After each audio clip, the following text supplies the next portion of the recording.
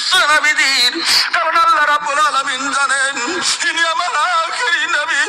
আমার নবী যেন পৃথিবীর জমিনের ভিতরে কষ্ট পায় না, আমার নবী যেন মাল নিয়ে মানুষের ধরে ধরে ঘুরতে হয় না।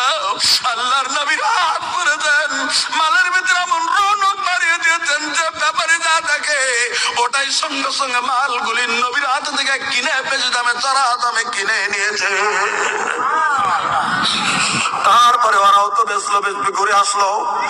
আল্লাহ রাব্বুল আলামিন কিছু মাল ওখান থেকে কিনে এনেছে, মক্কায় বিক্রি করলো। তারপরে যেদিন আল্লাম বাইতে হাসারও আছে, যখন খাদিজার কাছে যেদিন টাকাগুলি জমা দেয় বিশ্বের নবী, খাদিজা জীবনে যত মাল ব্যবসা করেছিল, যত লাভ করেছিল, তার থেকে 3 গুণ বেশি লাভ বিশ্ব নবী খাদিজার হাতে পৌঁছে দিয়েছে। যখন 3 গুণ লাভ মাল খাদিজার কাছে দিয়ে দেওয়া, তখন খাদিজা বলতেছেন মোহাম্মদ গো, এগুলি কি আমার টাকা? বলে আপনার টাকা। এত বিক্রি করেছে? বলে এত বিক্রি করেছি। খাদিজা বিশ্বাস করছে না, এত বিক্রি তো আমার মালের হবে না, ডাবল হতে পারে, কিন্তু 3 গুণ কেমন করে হলো? যাক, আল্লাহ রাব্বুল আলামিন জমা দিয়ে বেরিয়ে গেছেন। মাইসারাকে ডাক দিয়েছেন, মাইসারা রে রিপোর্ট দেবে। মাইসারা রিপোর্ট দিচ্ছে, মা গো ও খাদিজাতুল কুবরা, শুনে নেন আপনি, যে মানুষটাকে পাঠিয়েছিলেন এটা সাধারণ মানুষ নয়।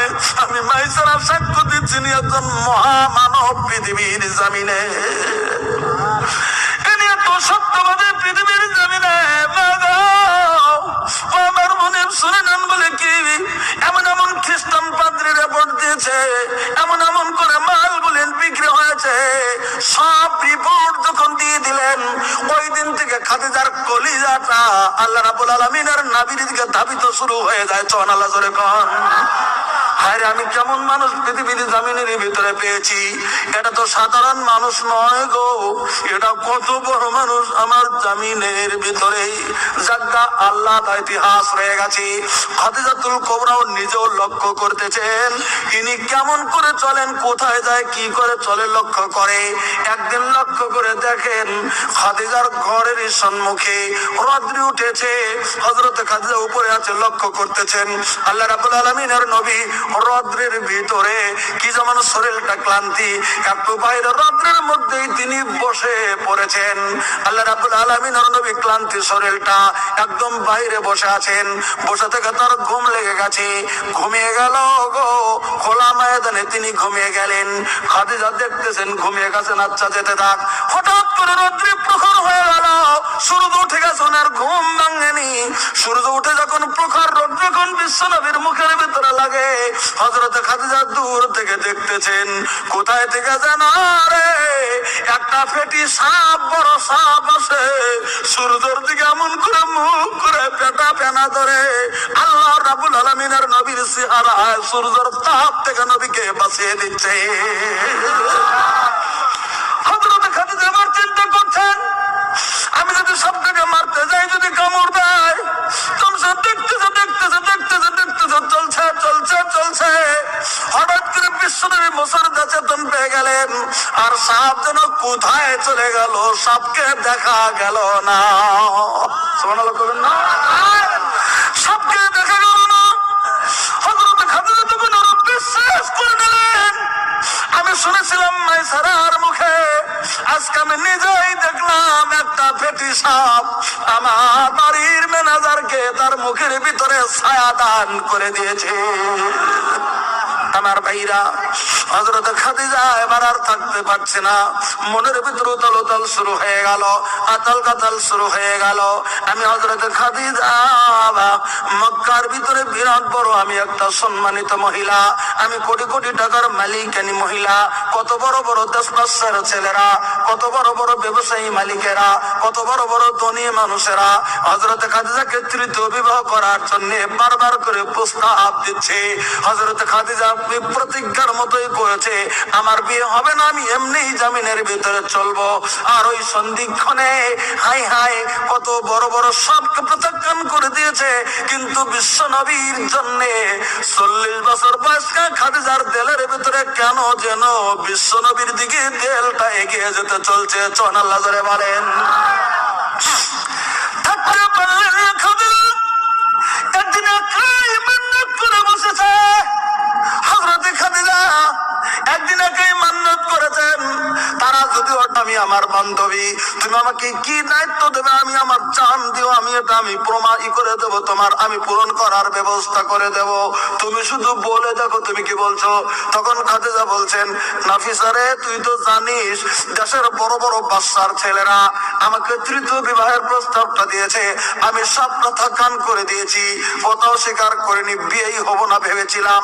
তবে এখন যদি পারবি কি, আমার বাড়ির ব্যবসার ম্যানেজার, আমি আবার বিবাহ বসতে চাই মুহাম্মাদের সঙ্গে, তুই যদি একটু ঘটকতালি করে মিটিয়ে দিতে পারিস তাহলে আমি তোকে স্বনামধন্য বলে মনে করতাম রে বান্ধবী। নাফিসা ঝিলমিল করে হাসতে শুরু করেছে বান্ধবীর কথা শুনে। ওগো খাদিজা, তুমি 40 বছর বয়স্কা খাদিজা, তুমি মুহাম্মাদকে 25 বছর মুহাম্মাদকে তুমি বিয়ে করতে চাও, ঠিক আছে, তোমার মনের কথা না, যে কোনো সুরতে আমি মুহাম্মাদকে জানানোর ব্যবস্থা করব, আমি জানাবো, ব্যবস্থা করবো, যাও, কথা দিলাম। আল্লাহ রাব্বুল আলামিন নবী বাইরে থেকে আসছেন, তখন তো পর্দা নাযিল হয়নি, পর্দা তখন ছিল না, শুধু আপনার সাবলম্ব করে জমিনের ভিতরে লোক চলতো। খাদিজার বান্ধবী নাফিসা চলে গেছে মুহাম্মাদের কাছে। বিশ্ব নবী শর্মিতা ছিলেন, সব সময় মাথা নিচু করে থাকতেন, উনি মেয়ের মুখের দিকে কোনদিন বিশ্ব নবী সাল্লাল্লাহু আলাইহি ওয়াসাল্লাম ইচ্ছা করে একবার দেখার পরে ওই দিকে ইচ্ছা করে আল্লাহ রাব্বুল আলামিনের নবী তাকান নাই। সুবহানাল্লাহ জোরে বলেন। এবার হযরতে খাদিজা আল্লাহ রাব্বুল আলামিনের নবী সাল্লাল্লাহু আলাইহি ওয়াসাল্লামের যিনি স্ত্রী হবেন তার কথা বলবেন হযরতে নাফিসা। এবার হযরতে নাফিসা গিয়ে গেছেন, মুহাম্মদ একটা কথা বলবো, শুনবে? আল্লাহ রাব্বুল আলামিনের নবী মাথা নিচু করে আছেন, কি কথা বলবেন আপনি বলেন, কি বলতেছেন আমার কাছে বলেন। তখন নাফিসা বলছেন, ও মুহাম্মদ গো, আপনার বয়স তো 25 বছর হয়ে গেছে, আপনার কি বিয়ের দরকার নাই? আছে, সময় সাপেক্ষ হবে হয়তো। বলছেন, আমি তোমার জন্য একটা পাত্রী নির্বাচন করেছি, তুমি যদি রাজি হও। আল্লাহ নবী বলেন, সেটা কে? নাফিসা বললেন, সেটা হচ্ছে তোমার কোটি কোটি টাকার ব্যবসার মালিকানি, তুমি যে বাড়িতে আছো তিনি হযরতে খাদিজা। সুবহানাল্লাহ জোরে কর। আল্লাহর নবী মাথা নিচু করেছেন। নবী বলেন, কেমন কথা বলছেন? বলে, কথাটা আমার নাই, কথা ডাইরেক্ট তোমার মালকিন খাদিজার কথা। সুবহানাল্লাহ বলেন। বিশ্ব এবার পড়ে গেলেন সমস্যাতে, আমি আবার কেমন করে এখানে থাকবো? প্রস্তাব তো দেওয়া হয়ে গেল। বললেন, ঠিক আছে, আমি হা করব না, না করব না, আমার একজন গার্জিয়ান আছে, তিনি হযরতে আবু তালিব, আমার চাচা, আমি তার সঙ্গে পরামর্শ না করে তোমাকে কিছুই বলবো না, কিছু বলবো না। তাই ঠিক আছে, যান।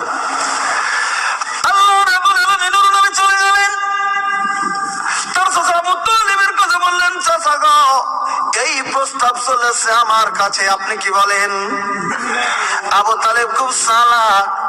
আবু তালেব বললেন, এবার আবু তালেব কোথায় থাকবে তার কোনো সীমা নাই, খুশির চোটে এখন আকাশে না পাতালে কোনো হিসাব নাই। কারণ খাদিজার মতো কোটি কোটি টাকার মালিকানি, খাদিজার মতো ভদ্র, খাদিজার মতো নম্র, খাদিজার মতো সুন্দরী, খাদিজার মতো নামদারি, খাদিজার মতো বংশিয়া, খাদিজার মতো অত ভালো মেয়ে ওই যুগে আরবে দ্বিতীয় ছিল না। আর সেই আমার ভাতিজাকে এই পৃথিবীর জমিনে কবুল করতে চেয়েছে, এটার মতো আর কত বড় কথা হবে? তাই হযরতে খাদিজার কথা মনে মনে তবে নিজে খুব চালাক, বলতেছে, ভাতিজা তুমি কি বলো? আল্লাহ নবী সাল্লাল্লাহু আলাইহি ওয়াসাল্লাম মাথা নিচু করে আর কথা বলেন না। আবু তালেব বুঝতে পারলেন ভাতিজা বেমাত নয়। তখন হযরত আবু তালেব বিশ্বনবীকে সঙ্গে করে নিয়ে উত্তম মহারণা নির্ধারণ করে খাদিজার সঙ্গে বিশ্বনবীর বিবাহের ব্যবস্থা করে দিয়েছে। বিয়ে হয়ে গেল। আমি আনছিলাম আসলে একটা, এটা শুধু লম্বা হয়ে গেল, তো আপনাদের কষ্ট হয়নি না? লম্বা হয়ে গেছে, যাক, আসলে সময় শেষ হয়ে গেছে, আমি বুঝতে পারছি, যদিও বলি নাই সময় শেষ, কিন্তু এখন বুদ্ধি নাই। আর হয়তো কয় মিনিট দেখেন তো আমার ভাইরা, আমি বলতেছিলাম বলে কি, হযরতে খাদিজাতুল কুবরা রাদিয়াল্লাহু আনহা এই পৃথিবীর জমিনের ভিতরে যখন বিয়ে হয়ে যায়, এবার প্রথম রুমে রুমের ভিতরে প্রবেশ করেছেন। এবার নিজের মান্যতের কথা মনে আছে কিনা? হযরতে খাদিজার হযরতে খাদিজার মনে পড়ে গেছে, আমি তো মান্যত করেছি আমার সব থেকে মহব্বতের জিনিস আমার স্বামীকে প্রথমে বউটাও কোন দেব। কি দেব? কি দেবটা কি দেব? আমি কম্পিউটার টিপতে শুরু করে দিলেন। কোনটা সব থেকে মহব্বতের? করে দেখে সব থেকে বেশি মহব্বত করে যায়েদকে হযরতে খাদিজা। তাই মান্যত করেছেন সব থেকে মহব্বতের জিনিস প্রথম স্বামীকে দেব। কম্পিউটার টিপে দেখে ব্রেনের কম্পিউটারে সব থেকে মহব্বত করে যায়েদকে। আর দেরি না করে যায়েদকে ডাক দিলেন, যায়েদ। যায়েদ দৌড়ে চলেছেন বিশ্ব নবীর কাছে। যায়েদ কিনে বলতেছেন, যায়েদ রে, আমি মান্যত করেছিলাম পৃথিবীর জমিনে আমি যদি এই লোকটার সঙ্গে স্ত্রী হতে পারি পৃথিবীর জমিনে, আমার মহব্বতের জিনিস আমি প্রথম কোন স্বামীকে দেব। আমার মান্যত প্রভু পুরো করে দিয়েছেন। আমি আমার মনের মতো স্বামী পেয়েছি পৃথিবীর জমিনে। আমি আমার সংসারের সব থেকে তোমাকে ভালোবাসি। তাই আজ থেকে তুমি আমার গোলাম নাও, তুমি আজ থেকে আমার স্বামী মুহাম্মাদের গোলাম। আমি তোমাকে দান করে দিলাম, আমি তোমাকে দান করে দিলাম বিশ্ব। যাও, আমার সন্তান নবী হয়নি, কেবল 25 বছর বয়স, আমি তোমাকে দান করে দিলাম। সব জায়গায় জানিয়ে দেয় আজ থেকে যায়েদ আমার গোলাম নয়, মুহাম্মাদের গোলাম। সবাই জানে যায়েদ মুহাম্মাদের গোলাম। বিশ্বর নবী 25 বছর বয়সের যুবক, যদিও গোলাম পেয়ে গেছে, ওই গোলামটাকে আদর করেছেন, এত মহব্বত করেছেন, এত আদর করেছেন, এত ভালোবাসছেন। যায়েদকে নিজের বাবা মাকে ছেড়ে গেছে। বিশ্ব নবীর মহব্বতে যায়েদ নিজের বাবা মার কথা পৃথিবীর জমিন থেকে ভুলেই যেমন গেছে। আমার ভাইরা, আবার ঘুরে আসি প্রথম পাল্লার দিকে। ওই যে যায়েদের মা রাস্তার ভিতরে থেকে হারিয়ে দিয়েছিল কিনা ছেলেকে। তবে ছেলে যদি মরে যায়, যদি কবরে দেয়, কিন্তু দিলের ভিতরে সবুর আছে, বলেন কথা ঠিক কি নয়? কিন্তু কোলে থেকে হারিয়ে গেছে। ছেলেটা পৃথিবীতে আছে কিনা মরছে খবর না জানা পর্যন্ত মায়ের বুকের ভিতরে শান্তি নাই। কিতাবে লেখে যায়েদ যায়েদ করে যায়েদের মা তার দুটো চোখের পানি ফেলতে ফেলতে 2 চোখের ভিতরে ঘা হয়ে গেছে। যায়েদের আব্বা পৃথিবীর বিভিন্ন ওই যুগে আরবের বিভিন্ন জায়গায় কবি গায়। একটাই কবিতা সমস্ত গাইতে শুরু করে দিলেন। আমার যায়েদ ছিল ছেলে হারিয়ে গেছে, কেউ যদি পাও একথা কবিতার দ্বারা বারবার করে যায়েদের কথা বলে